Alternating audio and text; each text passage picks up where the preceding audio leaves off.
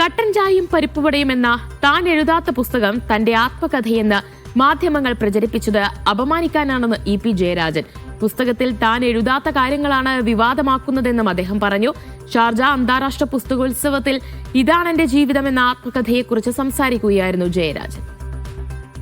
എന്നെ ആക്ഷേപിക്കുക കട്ടൻ ചായയും പരിപ്പുവടയും എന്ന് പറഞ്ഞ് ടൈറ്റിൽ കൊടുത്തുകൊണ്ടൊരു പുസ്തകം ഇവിടെ വന്നില്ലേ? എത്രമാത്രം അപമാനകരമായ സംഭവമായിരുന്നത്. ഞങ്ങളൊക്കെ ക്ഷമിച്ച് ക്ഷമയുടെ അവസാന ഘട്ടം വരെ പോയത് കൊണ്ടാണ്.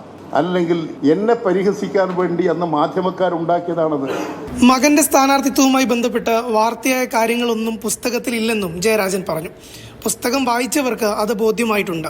എൻ്റെ മകനെ സ്ഥാനാർത്ഥിയാക്കാൻ വേണ്ടി പോയി അങ്ങനെ വാക്കോ ഒന്നുമില്ലതിൽ കൂട്ടിച്ചേർത്ത് എഴുതുകയാണ്. അതിൽ വന്നിരിക്കുന്ന വാർത്തകളൊന്നും ഈ പുസ്തകം നിങ്ങൾ വായിച്ചു നോക്കാം. ആ പുസ്തകത്തിലുള്ളതല്ല കൊടുത്തത്. ഈ പറഞ്ഞതൊന്നും അതിലില്ല.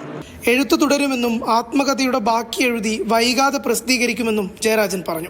അദ്ദേഹത്തിന്റെ ആത്മകഥയുടെ ഗൾഫിലെ ആദ്യ വിൽപ്പനാ ചടങ്ങും ഷാർജയിൽ നടന്നു. അന്താരാഷ്ട്ര പുസ്തകോത്സവത്തിൽ റൈറ്റേഴ്സ് ഫോറം ഹാളിൽ നടന്ന ചടങ്ങിൽ CPM നേതാവ് P. സരിൻ ഉൾപ്പെടെയുള്ളവർ പങ്കെടുത്തു. Media 1 Sharjah.